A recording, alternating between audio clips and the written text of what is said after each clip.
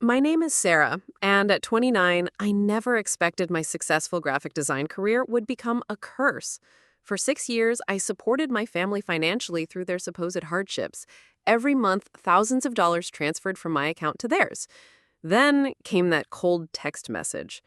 We need space from you. Please don't reach out anymore at all. My heart shattered into pieces. Before I share what happened next, let me know where you're watching from and hit subscribe if you've ever felt used by the people who should love you most. I graduated from college with a graphic design degree and student loan debt that felt like a mountain on my shoulders. Still, I was proud. First in my family to get a bachelor's degree. I landed an entry-level position at a small advertising agency in Portland. The starting salary was modest, but it was mine, earned through years of late-night studying and weekend jobs throughout college. Back then, my relationship with my family was what most would call normal, maybe even close. My mom, Linda, worked as a receptionist at a dental office. My dad, Robert, had a steady job as a warehouse manager for a furniture company. My younger sister, Emma, was still in high school, dreaming about becoming a nurse someday. And then there was my uncle Daniel, my dad's brother, who had always been my biggest cheerleader. He never missed a graduation, piano recital, or important moment in my life. We gathered for Sunday dinners whenever possible, sharing stories and laughter around the dining table that had been in our family for generations. Those were simple times, happy times, before I became the family bank. 6 years ago, everything changed. I was just settling into my apartment, enjoying the independence that came with my first real paycheck, when my phone rang. It was Mom, her voice shaking with tears. Sarah, honey, I hate to ask this of you, but we're in serious trouble, she said between sobs. Your father lost his job. The company's downsizing, and the timing couldn't be worse. She explained that she'd been diagnosed with fibromyalgia, forcing her to reduce her working hours. Their savings were depleted after paying for her medical tests. The rent was due in 3 days, and they were $800 short. We have nowhere else to turn, Mom whispered. It's just until your father finds another job. We'll pay you back as soon as we can.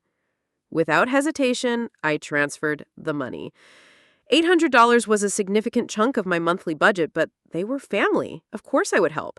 Dad would find another job soon, and this would be a one-time thing. But it wasn't. 2 weeks later, they needed help with the utility bills. Then it was groceries. Then it was car insurance. Each request came with a heartfelt explanation and promise of repayment as soon as things turned around. Each time, I said yes. What started as a temporary loan transformed into a monthly commitment. Dad would land interviews, but never the job. Mom's condition worsened, limiting her ability to work even part-time. Emma needed money for school supplies, then college application fees, then textbooks when she started community college. 3 months into this arrangement, I set up direct deposits. It seemed more efficient than responding to panic calls every few weeks. $500 on the first of the month, another $500 on the 15th. It strained my budget, but I made it work. I took on extra projects at the firm, worked weekends, and eventually earned a promotion. More money meant more I could give to my struggling family. Meanwhile, my own dreams took a back seat. The down payment fund for my first home grew at a snail's pace. The trip to Europe I'd planned since college was indefinitely postponed. My retirement contributions remained at the minimum required for the employer match, far below what my financial advisor recommended. Family comes first, I told myself whenever I felt a twinge of resentment. They do the same for me. As months turned into years, the direct deposits increased along with my salary. By year 3, I was sending them $2,000 monthly, covering not just necessities, but also helping with Emma's tuition and unexpected expenses that always seemed to arise. I had created spreadsheets to track my contributions initially, planning to ensure they could pay me back someday. Eventually, I stopped updating them. Deep down, I knew I'd never see that money again, and acknowledging that truth hurt too much. The gratitude from my family was effusive at first. Mom would call me in tears, blessing me for being such a wonderful daughter. Dad promised he'd make it up to me once he got back on his feet. Emma would send handwritten thank you cards with drawings inside. Uncle Daniel was the only one who seemed concerned about the arrangement. Are you sure you can afford this, Sarah? He asked during one of our coffee meetups. It seems like you're carrying the entire family on your shoulders. It's temporary, I assured him, though by then it had already been 2 years. Besides, their family, what else am I supposed to do? Let them get evicted?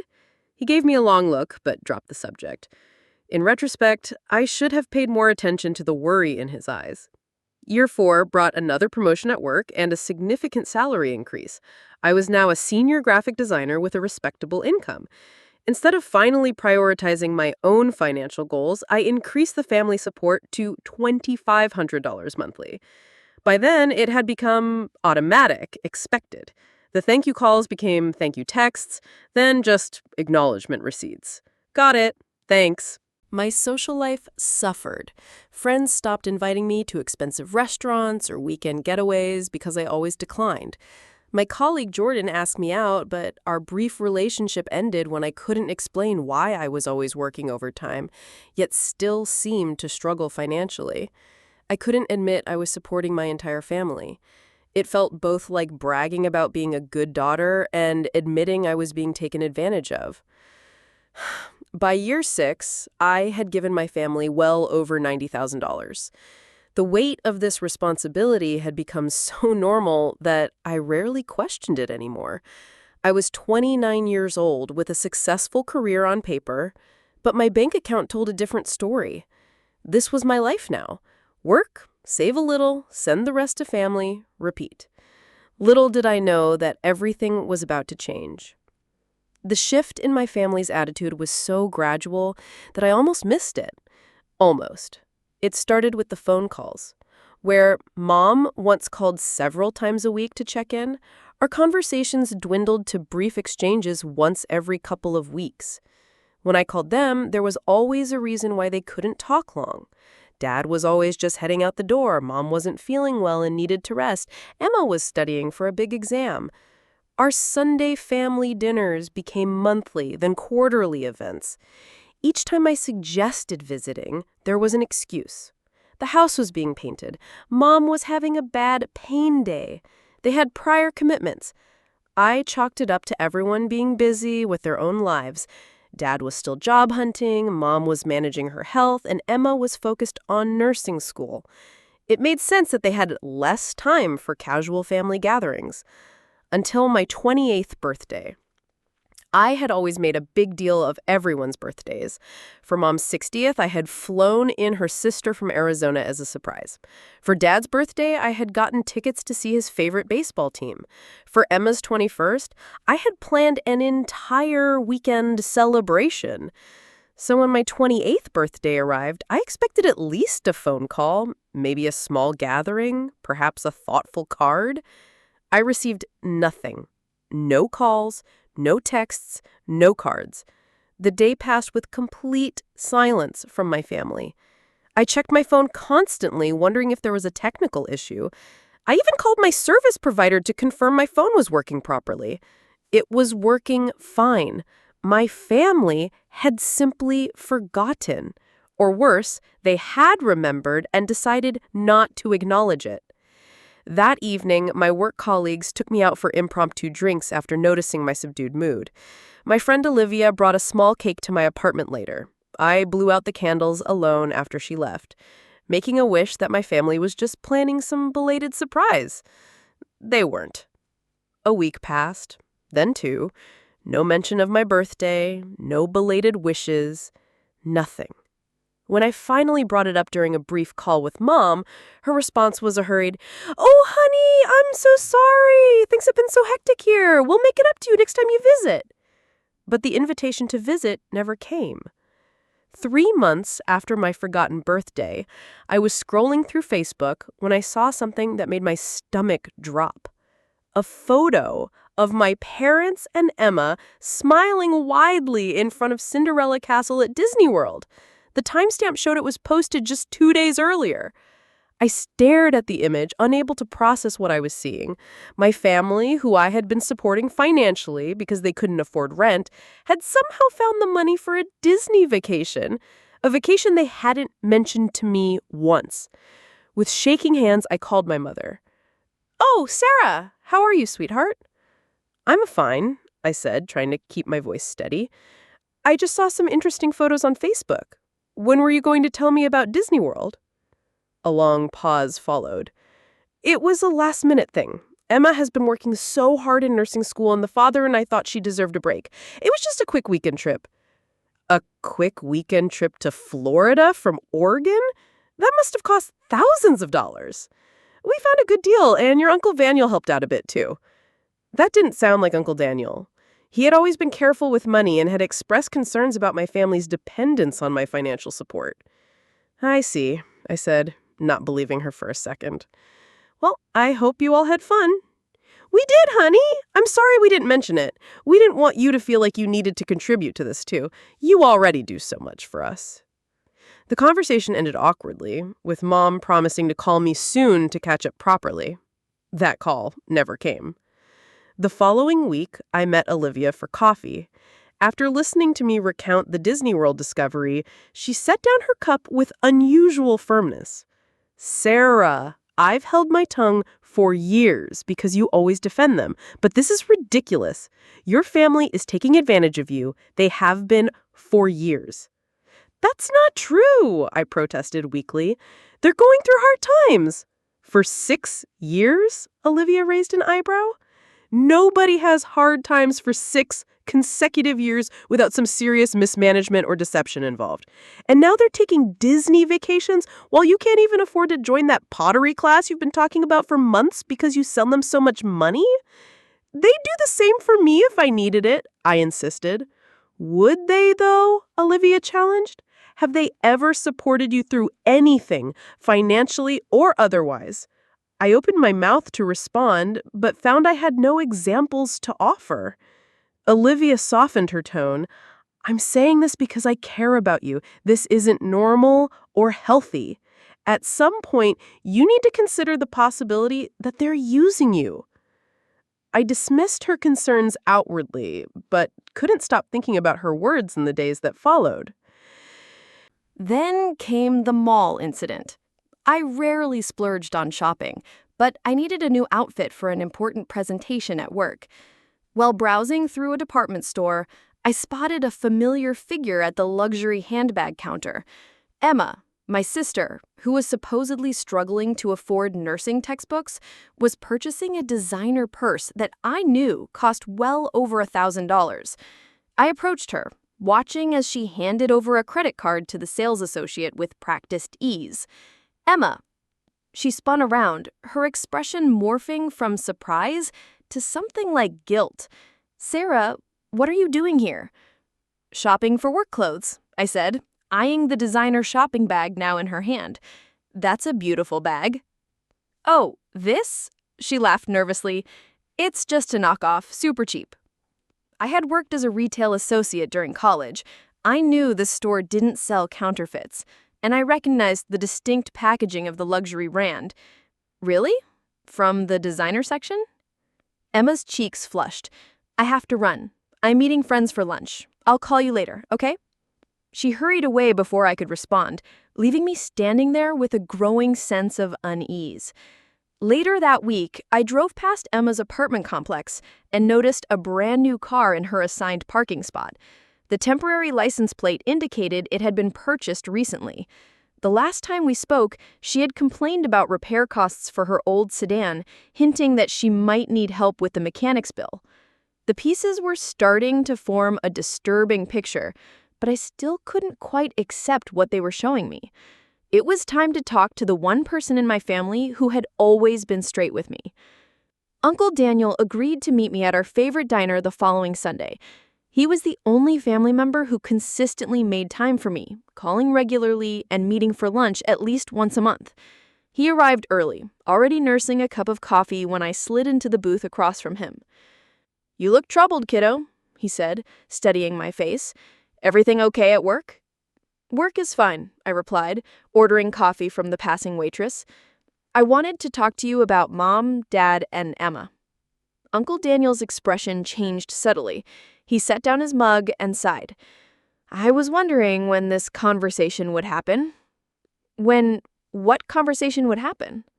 "The one where you finally realized what's been going on." My stomach tightened. "And what exactly has been going on, Uncle Daniel?" He looked pained, running a hand through his graying hair. "Your family has been taking advantage of your generosity, Sarah, for years now. Mom said you helped pay for their Disney trip, I said, watching his reaction carefully. Daniel's eyebrows shot up. Disney? I didn't pay for any Disney trip. I didn't even know they went to Disney. That's what I thought, I murmured. Listen, Sarah, there's something you need to know. Your dad has been working again for 3 years now. The world seemed to stop. What? He got a job as a shift supervisor at Johnson Manufacturing, better pay than his old warehouse position, benefits too. That's impossible, I said, though even as the words left my mouth, I knew it was true. It explained so much. They would have told me. They would have stopped asking for money. Daniel shook his head sadly. They don't see it as asking anymore. They see your money as their entitlement. I've tried talking to Robert about it, told him it wasn't right to keep taking from them when they're back on their feet. He got angry, said I didn't understand the pressures of raising a family. And Mom's health issues? Her fibromyalgia is real, but it's managed well enough that she started working part-time at the church office 2 years ago. It's not much, but between that and your dad's job, they're doing fine financially. Better than fine, actually.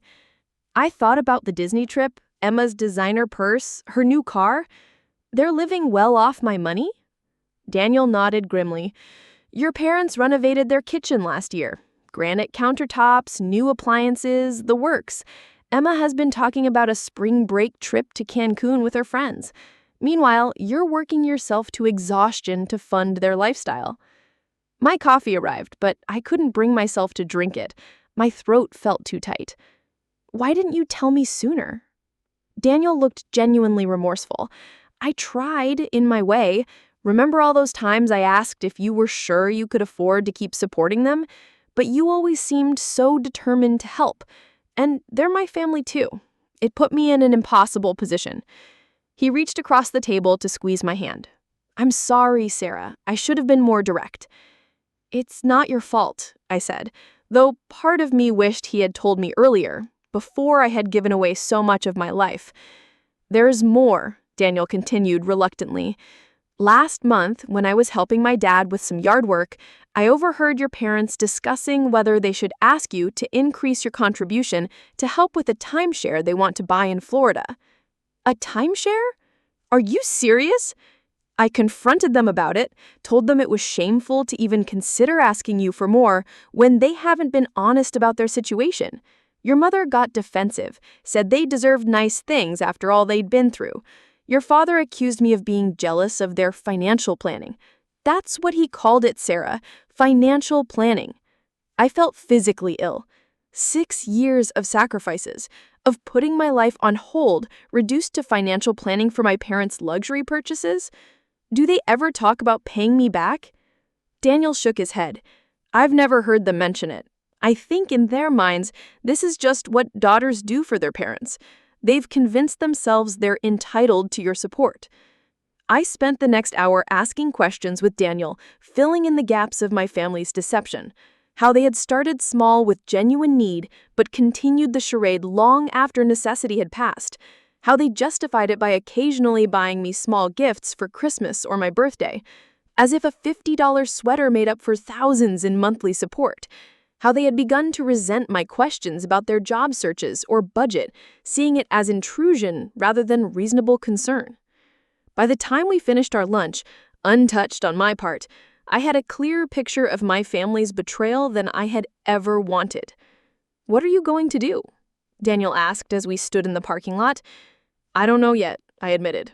But something has to change. This can't continue. He hugged me tightly. Whatever you decide, I'm on your side. Remember that. I drove home in a daze. 6 years of memories replaying in my mind with new context. The grateful tears that seemed so genuine. The emergencies that always aligned with vacation seasons or major sales. The increasing distance whenever I asked specific questions about their finances. I had been played by the people I trusted most in the world. And I had never seen it coming. That night, I couldn't sleep. I sat on my living room floor, surrounded by bank statements, calculating exactly how much money I had given my family over the years. The final figure made me physically ill. $115,740. Money that could have bought me a house, funded a comfortable retirement, or allowed me to travel the world. I cried until there were no tears left, then sat in numb silence, watching the sunrise through my apartment window. The betrayal cut deeper than I could have imagined. This wasn't just about money. It was about trust, respect, and love. My family had demonstrated none of these toward me. By morning, I knew I needed professional help to process this revelation. I called in sick to work for the first time in years and scheduled an emergency appointment with the therapist I had seen briefly after a difficult breakup. Dr. Patricia Wilson remembered me and made time in her schedule that afternoon. In her calm, sunlit office, I poured out the whole story, from the first desperate call for rent money to Uncle Daniel's revelations. "What you're describing is financial abuse," Dr. Wilson said gently when I finished.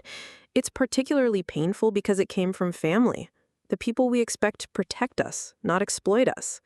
"I feel so stupid," I whispered. "How did I not see it?"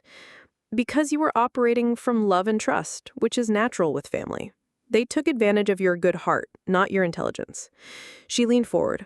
"The question now is, what boundaries do you need to set going forward?" Boundaries. The word felt foreign when applied to family. I had never considered that I needed protection from the people who raised me. "I can't keep giving them money," I said, the decision crystallizing as I spoke. "Not when they've been lying to me." "That seems like a reasonable boundary," Dr. Wilson agreed. "But I sense you're concerned about how to communicate this." I nodded. "They depend on my money, or at least they've built their lifestyle around it. If I cut them off completely without warning—" "You're worried about the fallout," she finished for me. "That's understandable. Perhaps a transitional approach would feel more comfortable for you." We spent the rest of the session discussing options. By the time I left, I had a plan. I would draft an email explaining that I knew about their improved financial situation and would be gradually reducing my support over 6 months, ending it completely after that period. This would give them time to adjust their spending or increase their own income. It felt fair, even generous, considering their deception. At home, I spent hours crafting the email. I wanted to be clear without being accusatory, firm without being cruel. I explained that I had learned about my father's employment, my mother's part-time work, and their improved financial circumstances. I detailed how supporting them had impacted my own financial health and future security. I proposed the 6-month transition period with monthly reductions in support, and suggested we meet to discuss a plan for them to eventually repay at least a portion of what I had given them over the years. Before sending it, I forwarded the draft to Uncle Daniel, asking for his input. He called me immediately after reading it. "It's more generous than they deserve," he said frankly, "but it reflects who you are, Sarah. Compassionate even when hurt. I think this is a good approach." "Will you help them adjust if they struggle with the transition?" I asked. "Of course," he promised. "I'll do whatever I can to support them through this change and to support you in setting these necessary boundaries." His reassurance gave me the courage I needed. I took a deep breath and pressed send, then turned off my phone, unable to face their immediate reaction. The next morning, I woke up feeling lighter, despite the uncertainty ahead. For the first time in years, I allowed myself to think about my own dreams independent of my family's needs. I looked at real estate listings for small starter homes. I priced out a 2-week trip to Italy. I calculated how quickly I could pay off my remaining student loans if I redirected the family support money to debt reduction. The possibilities were thrilling and terrifying. I had defined myself as the family provider for so long that I wasn't sure who I was without that role. I finally turned my phone back on around noon, steeling myself for missed calls, texts, or angry emails. To my surprise, there was nothing. No acknowledgement of my email, no defensive justifications, no apologies. Just silence. The silence continued through the afternoon and into the evening. I checked my email repeatedly to confirm it had sent properly. I even called Uncle Daniel to ask if he had heard from them. "Nothing," he said, sounding concerned. "But that's unusual. I'll drop by the house tomorrow if you haven't heard anything." I agreed, though an unsettling feeling had begun to root. This silent treatment didn't bode well. The next day passed with the same eerie silence. No contact from any family member, not even Emma, who typically responded to texts within minutes. By evening, anxiety had me pacing my apartment, imagining scenarios from medical emergencies to collective family sulking. Then Uncle Daniel called. I went by the house, he said, his voice tight with anger. They're fine, Sarah. More than fine. They were having a family meeting about your email when I arrived unannounced. A family meeting without me? About me? Yes. Robert, Linda, and Emma were sitting around the dining room table with printouts of your email discussing how to respond. They didn't look upset or worried. They looked calculating. My stomach dropped. What did they say when they saw you? They tried to get me to join their side, Linda suggested. They should take a break from you until you come to your senses about the money. Robert talked about how ungrateful you were after all they'd done for you. Emma was worried about having to drop out of school without your support, despite the fact that she just bought that new car. Each word felt like a physical blow. They weren't even considering my proposal. They were strategizing how to manipulate me into continuing the payments. When I told them they should be ashamed of themselves, that you had every right to stop supporting grown adults who had lied to you for years, they got angry. Really angry. His voice cracked slightly. I packed up some of my things and left. I can't stay in that house knowing how they're treating you. Uncle Daniel had been living with my parents since his divorce 5 years earlier, helping with household maintenance in exchange for reduced rent. The fact that he was willing to leave over this spoke volumes. Where will you go? I asked, concerned for him now. I have a buddy with a spare room. I'll be fine. I'm more worried about you and what they might do next. We didn't have to wait long to find out. The group text arrived at 9:37 that night, just as I was getting ready for bed. It was from my mother's number, but the message was clearly crafted by committee. After discussing your email as a family, we have decided we need space from you. Your accusations and ultimatums have deeply hurt us after all we have done for you. Please do not reach out anymore at all. We will contact you when we are ready to move forward. I stared at the phone, reading and rereading the cold dismissal. No acknowledgement of their deception, no gratitude for 6 years of financial support, no recognition of the sacrifices I had made, just a command to disappear until they decided I was worthy of their attention again. The injustice of it burned through my shock. They had taken over $100,000 from me under false pretenses, and now they were acting as if I had wronged them by discovering their lies. My hands shook as I checked social media, only to discover they had already blocked me on Facebook, Instagram, and even LinkedIn. A clean digital excision from their lives. I called Uncle Daniel, who answered on the first ring. They sent a group text, I said, my voice surprisingly steady. They want space for me. They've blocked me on all social media. Those ungrateful, manipulative. He didn't finish the sentence, taking a deep breath instead. I'm so sorry, Sarah. I knew they might react poorly, but this is beyond what I expected. This is who they've become, and it has nothing to do with you. You deserve so much better. What do I do now? I asked, feeling numb. Now, you live your life, Daniel said firmly. Their reaction just confirmed everything we suspected. They only valued you for what you could give them. That's their shame, not yours. After we hung up, I sat motionless on my couch trying to process the finality of the text message. My family had chosen money over relationship. They had cut me off for having the audacity to stop financing their lifestyle. The people who should have loved me unconditionally had placed a very specific condition on their love: continued financial support. A strange calm settled over me as the reality sank in. In their attempt to punish me, they had actually clarified exactly where I stood with them. There was no more ambiguity, no more benefit of the doubt to extend. They had shown me who they really were. With that clarity came determination. I picked up my phone and typed a brief response to the group text.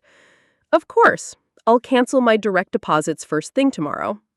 Then I called my bank's 24-hour customer service line. The representative was helpful and efficient, canceling all automatic transfers to my family members' accounts. She asked if I wanted to block future transfers to those account numbers, and after a moment's hesitation, I said yes. "Is there anything else I can help you with tonight?" she asked cheerfully. "No, that's everything. Thank you." As I spoke the words, I felt a strange mixture of grief and liberation. 6 years of financial obligation ended with a single phone call. I slept surprisingly well that night, as if a weight had been physically lifted from my body. In the morning, I transferred the money that would have gone to my family into my own savings account, marveling how it instantly increased my financial security. At work, I focused on my projects with renewed energy. My colleague Jordan noticed the difference, commenting that I seemed lighter somehow. I simply smiled and said I had resolved a long-standing personal issue. That evening, I allowed myself to browse real estate listings more seriously, contacting an agent about viewing a modestly priced condo in a neighborhood I had long admired. For the first time, home ownership seemed like a realistic possibility rather than a distant dream. Just before midnight, my phone exploded with notifications. First came the missed calls, 6 from my mother, 4 from my father, and 3 from Emma. Then the voicemails, each more urgent than the last. "Sarah, call me back immediately. There's been a misunderstanding." My mother's voice tense and entrolled. "Honey, we need to talk. This has gone too far." My father, trying to sound reasonable. "What did you do? Mom and Dad are freaking out." Emma, accusatory and panicked. Then came the text messages. "Sarah, the bank says the transfer failed. Call me ASAP." My mom. "There must be an error with the automatic payment. We have bills due tomorrow." My father. "This isn't funny, Sarah. Mom is crying." Emma. I turned off notifications and placed my phone face down on the nightstand. Their emergency was not my emergency. Tomorrow would be soon enough to deal with the fallout. Uncle Daniel called early the next morning. "Your parents have been blowing up my phone," he said without preamble. "Apparently they tried to make a large purchase this morning and their card was declined. They're scrambling to figure out why your money didn't come through." "Did you tell them why?" I asked. "I told them they should read your reply to their text message more carefully. Linda actually said, and I quote, 'She would never actually stop the payments. She knows we need that money.' The delusion is strong with them." Despite everything, I felt a twinge of guilt. Maybe I should have given them more warning before stopping the payments completely. Throughout the day, the calls and messages continued. By evening, the tone had shifted from confusion to anger to desperate negotiation. "We can work this out, honey. Just turn the payments back on while we talk things through," read a text from my father. "I don't understand why you're punishing us like this. We're your family," wrote my mother. "I might have to drop out of nursing school. Is that what you want?" Emma's message, a transparent attempt at guilt manipulation. I didn't respond to any of them. Uncle Daniel kept me updated on their reactions, reporting that they were now blaming him for poisoning me against them and had asked him to move out completely. "I'll be gone by the weekend," he told me. "My buddy Jack is letting me stay with him until I find my own place." "I'm so sorry you're caught in the middle of this," I said. "Don't apologize. This has been a long time coming. I'm just sorry I didn't speak up sooner." 3 days after I canceled the direct deposits, I arrived home from work to find Emma sitting on the floor outside my apartment door, a gift bag beside her. She jumped up when she saw me.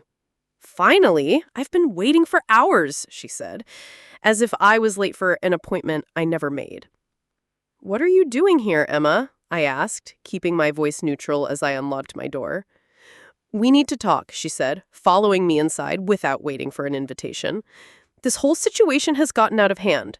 Mom and Dad are a mess. You're not answering our calls or texts."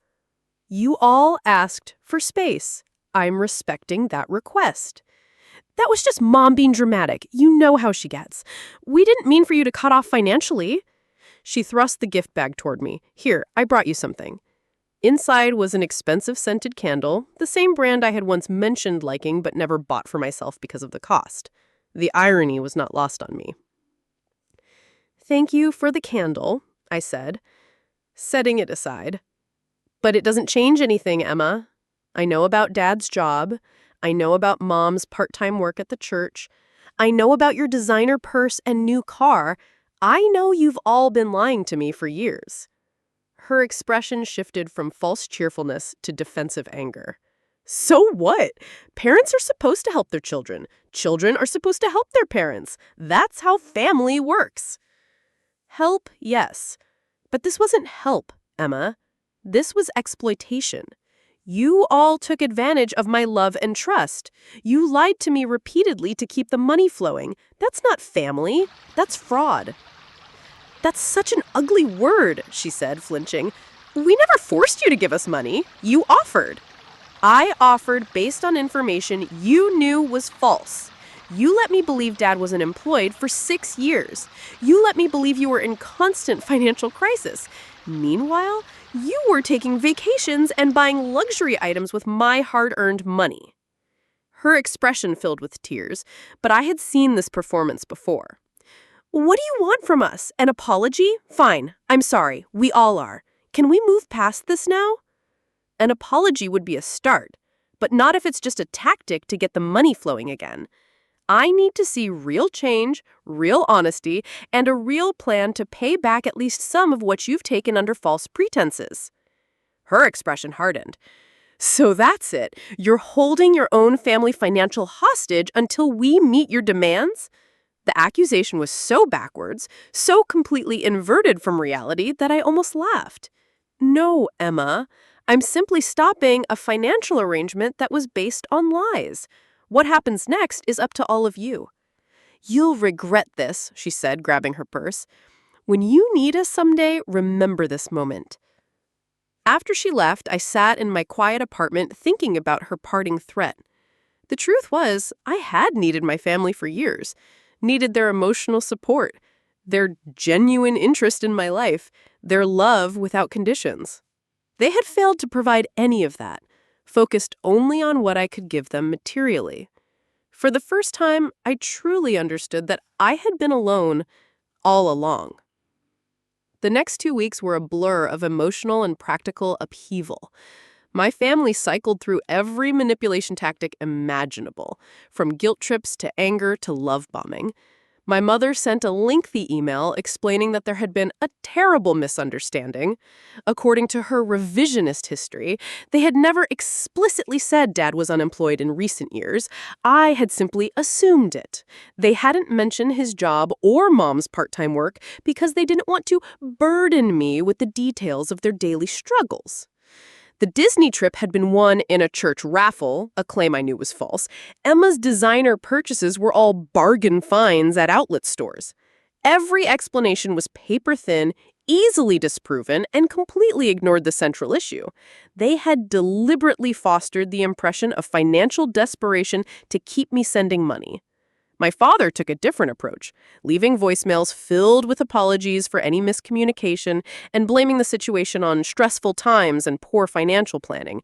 He never acknowledged the deliberate deception and instead characterized the whole situation as a series of unfortunate misunderstandings that could be resolved if only I would resume the financial support while we worked things out as a family.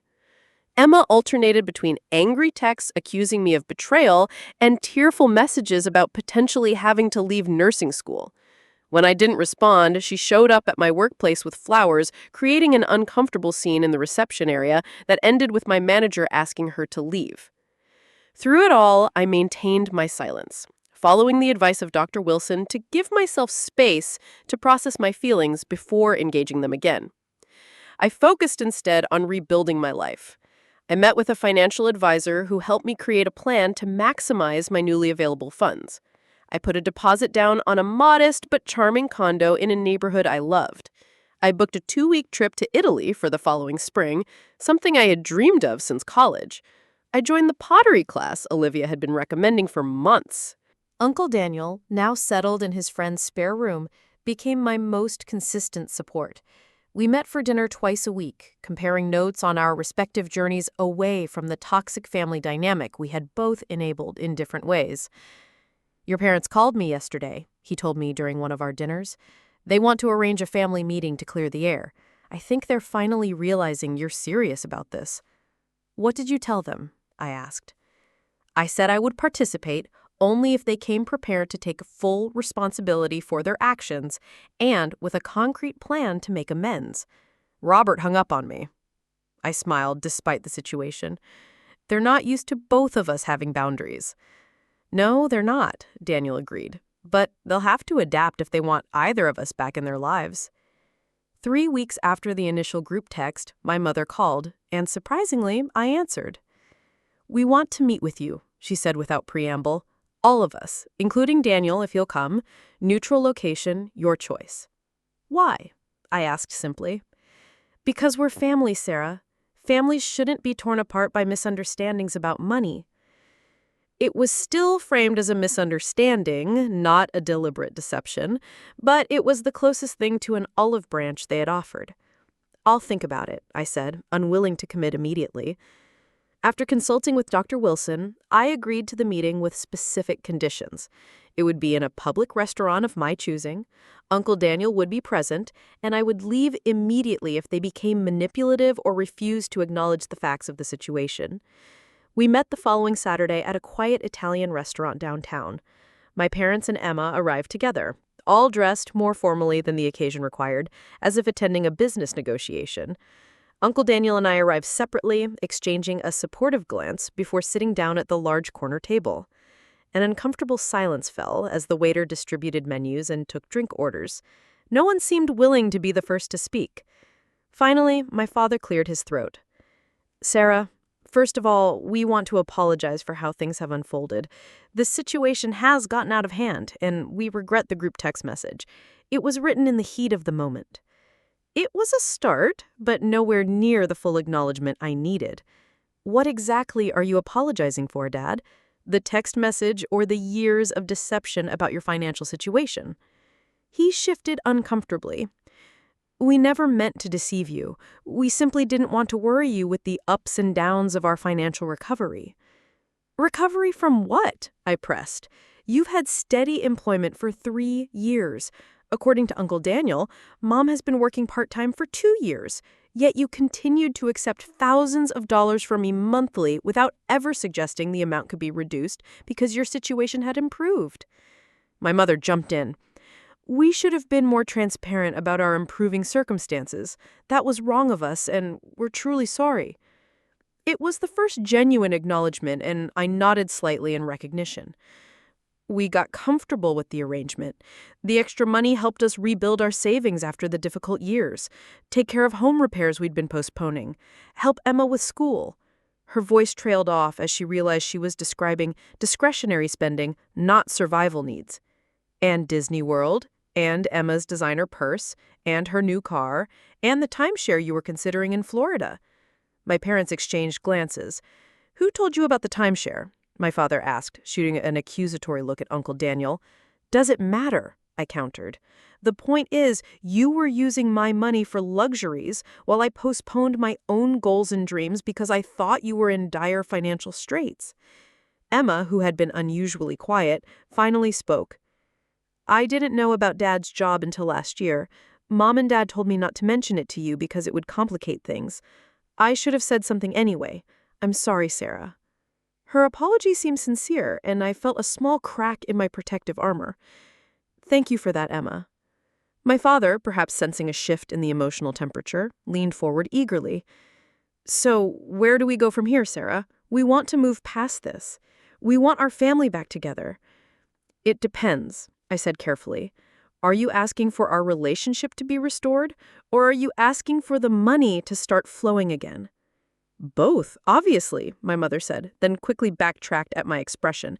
"I mean, primarily the relationship, of course, but we've built our budget around your contribution, and cutting it off so abruptly has created real hardship." Uncle Daniel, who had been silently observing, made a sound that was somewhere between a cough and a derisive laugh. "Linda, do you hear yourself?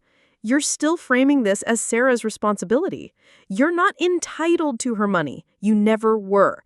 The fact that you built your budget around an income source you obtained through deception is your problem to solve, not hers."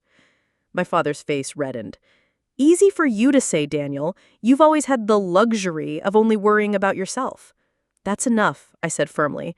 Uncle Daniel is here as my support person, not to be attacked. If you can't have this conversation respectfully, then we're done here. My parents exchanged glances again, and my mother reached for my hand across the table. I allowed the contact, though it felt strange after weeks of emotional distance. "We want to make this right," she said softly. "Tell us what you need from us." It was the question I had been waiting for, the one I had prepared with Dr. Wilson's help. I need complete honesty from this point forward, I began. No more secrets, no more convenient omissions, no more manipulation. I need acknowledgement of the full extent of the deception over the past years, not just vague apologies for miscommunication. I need you to take responsibility for your own financial situation without expecting me to subsidize your lifestyle. I took a deep breath before continuing. And I need some form of repayment plan for at least a portion of the money that was taken under false pretenses. Not all of it, but enough to demonstrate that you understand the magnitude of what happened and are committed to making amends. My father started to object, but my mother squeezed his arm in warning. "Those terms are fair," she said, though the words seemed difficult for her. "We can work out a repayment plan, something manageable with our current income." "And what about our relationship going forward?" my father asked. "Will you be part of the family again?" It was the question that had troubled me most in the weeks of separation. What did family mean now, after everything that had happened? "We can begin rebuilding our relationship," I said carefully. "Slowly, with appropriate boundaries. No more financial entanglement, no more guilt trips, no more manipulation. We start with occasional, brief contacts and see how it goes." It wasn't the immediate, complete reconciliation they had hoped for, but it was all I could honestly offer. To my surprise, they accepted these terms without further argument, perhaps finally understanding how close they had come to losing me permanently. As we finished our meals and prepared to leave, Emma asked hesitantly, "Can I hug you goodbye?" I nodded, and her embrace was tight, desperate, reminiscent of the sister I had known before money complicated everything. For a moment, I allowed myself to hope that something genuine might be salvaged from the wreckage of our family relationships. Only time would tell. The months following our restaurant meeting were a careful dance of rebuilding trust while maintaining firm boundaries. My parents struggled with the new dynamic, at first occasionally slipping into old patterns of subtle guilt trips or references to financial struggles. Each time, I calmly pointed out what they were doing and redirected the conversation, or ended it if necessary. The healing process was neither quick nor linear. Some days brought progress, others painful setbacks. There were moments when I questioned whether maintaining any relationship with them was worth the emotional toll. During those times, I leaned heavily on my support system: Uncle Daniel, my friend Olivia, Dr. Wilson, and the support group for financial abuse survivors that I had joined at the therapist's recommendation. The stories I heard in that group helped put my experience in perspective. Some members had lost homes, retirement savings, or been left with crushing debt due to financial exploitation by family members. While my situation was painful, I had escaped before the damage became irreparable. I still had time to rebuild my financial future. And rebuild I did. I moved into my condo 3 months after cutting off financial support to my family. The day I received the keys, I stood in the empty living room, overwhelmed by the realization that this space was truly mine, secured through my own hard work and newly protected resources. Uncle Daniel helped me paint the walls and assemble furniture. Olivia organized a housewarming party where not a single guest was related to me by blood. Yet every person there had demonstrated more genuine care for my well-being than my immediate family had in years. My parents and Emma were not invited to the housewarming. Our contact remained limited to occasional coffee meetings or brief phone calls, always on my terms and schedule. They had begun making small monthly repayments, as promised, though the amounts were token compared to what they had taken. Still, the symbolic acknowledgement mattered more than the money itself. 6 months into this new arrangement, I boarded a plane for my long-delayed trip to Italy. Standing in the Sistine Chapel, gazing up at Michelangelo's masterpiece, I was struck by the realization that I would have missed this moment had I continued supporting my family indefinitely. How many other experiences, connections, and opportunities had I sacrificed on the altar of false obligation? The trip became a turning point in my healing journey. Away from the daily reminders of family drama, I reconnected with parts of myself that had been neglected for years. I rediscovered my love of art history and spontaneous exploration. I made friends with fellow travelers and locals alike, practicing the Italian phrases I had learned in an app during lunch breaks at work. Most importantly, I experienced joy without guilt for the first time in years. No mental calculations of how my travel fund could have helped my family. No worried texts checking if they needed money while I was selfishly enjoying myself. Just pure, uncomplicated pleasure in the moment.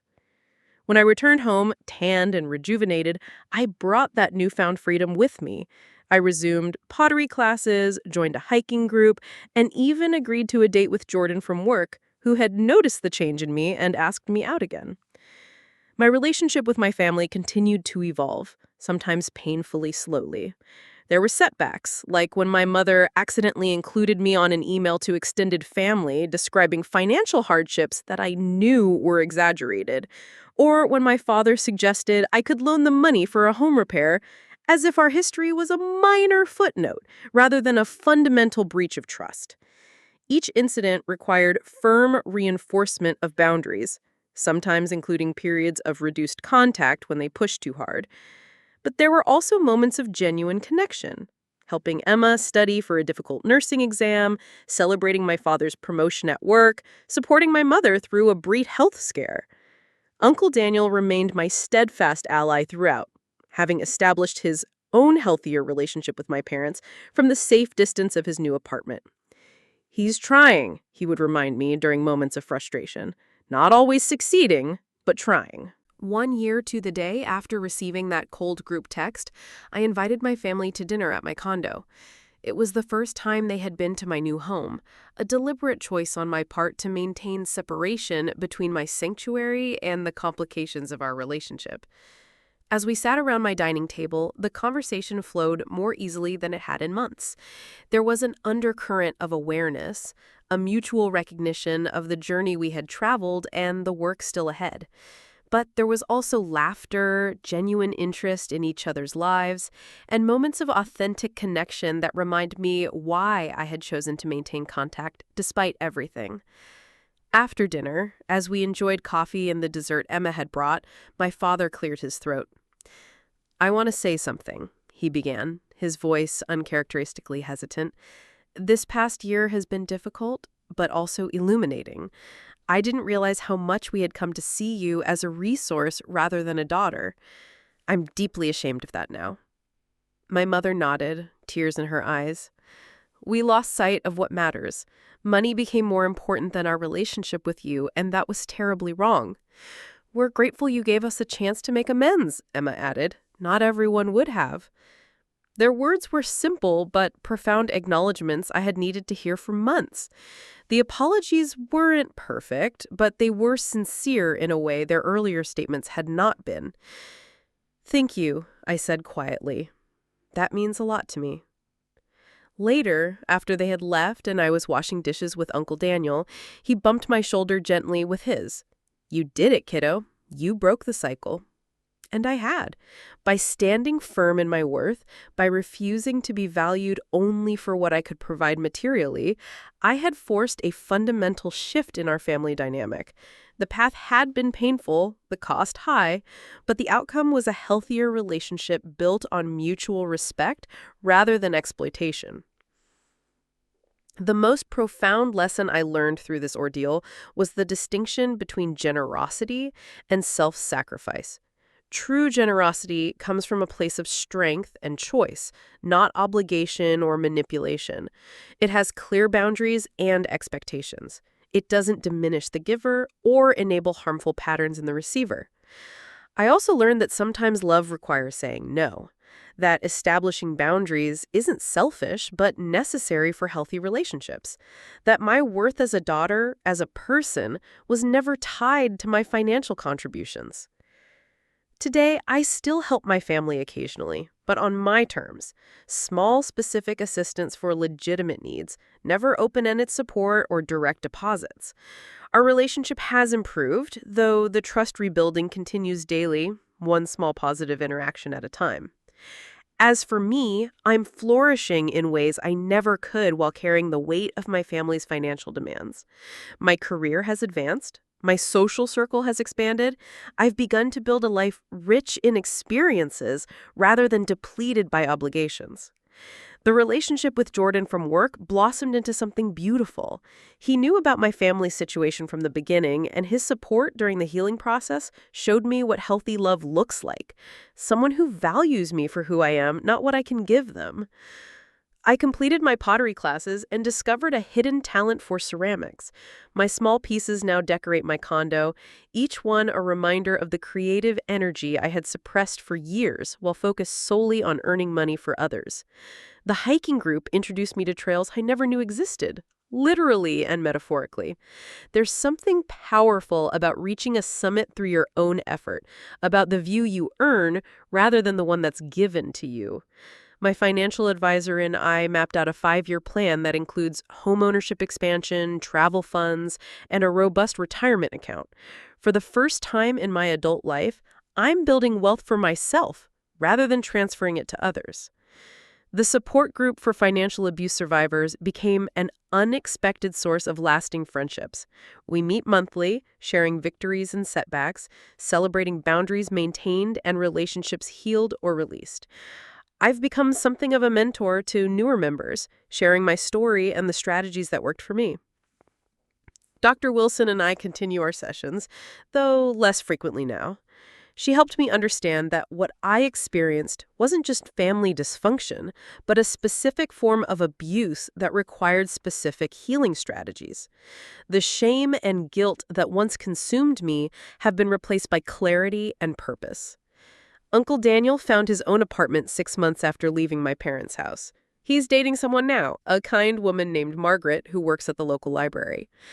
I never realized how much energy I was spending managing other people's drama, he told me recently. Now I have space for my own happiness. The small monthly payments for my family continue. They're not substantial, but they represent acknowledgement and commitment to change. More importantly, our interactions have become more genuine. Conversations focus on current events, Emma's progress in nursing school, my mother's new hobby of quilting, my father's upcoming retirement plans. Have you ever had to establish difficult boundaries with people you love? The journey isn't easy, but it's necessary for your own well-being and the health of your relationships. Looking back now, 2 years after that life-changing group text, I can see how every painful step was essential to my growth. The sleepless nights, the guilt, the fear of losing my family forever, all of it led to a stronger, more authentic version of myself. My relationship with my family continues to evolve. We're not the close-knit unit we once appeared to be, but we're more honest now. The performative gratitude has been replaced by genuine appreciation when help is offered. The constant financial anxiety has been replaced by actual communication about needs and boundaries. Emma graduated from nursing school last month, and I attended her ceremony. Seeing her walk across that stage, knowing she completed her education through her own hard work and legitimate financial aid rather than my subsidies, felt different, better. Her accomplishment was truly hers. My parents have adjusted their lifestyle to match their actual income. The frequent emergencies that once punctuated our conversations have disappeared. They've learned to live within their means, something that benefits everyone in the long run. Uncle Daniel and Margaret got engaged last month. At their celebration dinner, he pulled me aside and said, "You know, breaking away from that toxic pattern didn't just save you, it freed all of us to have healthier relationships." He was right. By refusing to enable the dysfunction, I had forced everyone to grow. My career has flourished in ways I never expected. Without the constant financial stress of supporting 4 adults, I could take creative risks. I left the advertising agency and started my own graphic design consultancy. The freedom to choose my clients and projects has been incredible. My income has actually increased, but now it stays in my accounts, building toward my own future. The condo has become a true sanctuary. I've hosted dinner parties for my new circle of friends, taught pottery workshops in my spare room, and created a home office where I can work on passion projects. Every corner reflects my choices, my taste, my life. Jordan and I moved in together 6 months ago. Having a partner who understands healthy boundaries and mutual support has been revelatory. We split expenses fairly, communicate openly about money, and support each other's individual goals. It's everything my family relationships weren't. The financial abuse support group continues to be an important part of my life. I've watched dozens of people work through similar situations, each unique, but sharing common threads of guilt, obligation, and eventual liberation. Some choose to maintain family relationships with new boundaries.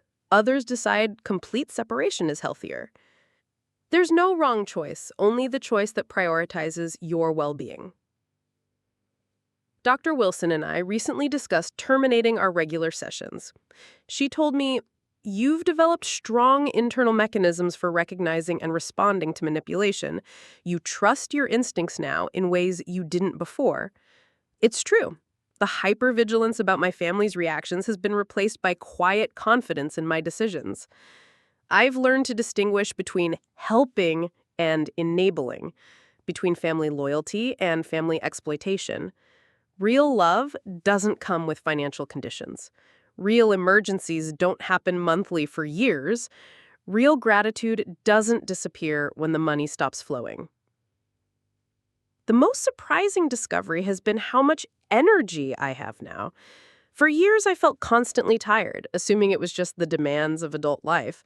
But it wasn't work exhaustion. It was the emotional labor of managing everyone else's financial irresponsibility while neglecting my own needs.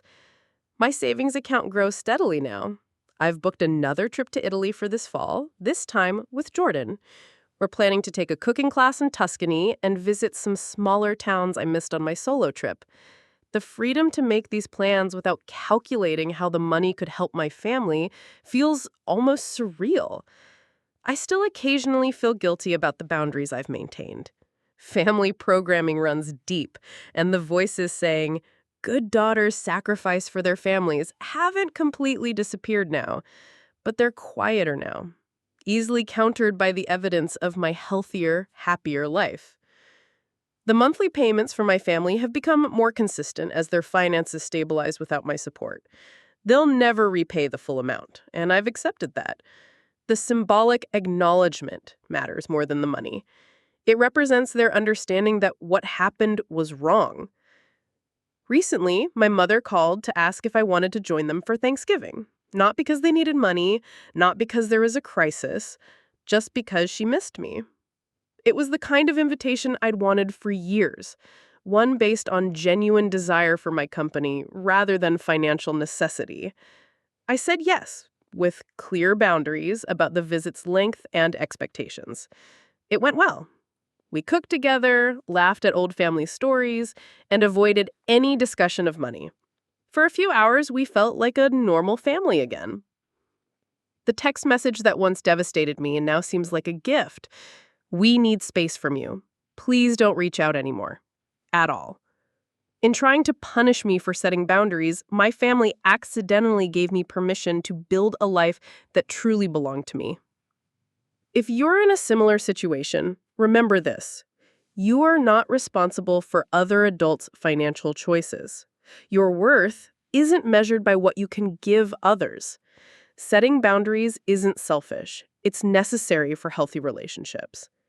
The road to financial and emotional independence from family manipulation is difficult, but it's worth every challenging step. On the other side of those boundaries lies a life that's truly yours. Your choices, your priorities, your future. Sometimes the best thing you can do for people you love is refuse to enable their dysfunction. Sometimes saying no is the most loving act of all. Thank you for listening to my story. Remember, you are worthy of respect and genuine love, not just for what you can give others, but simply for who you are.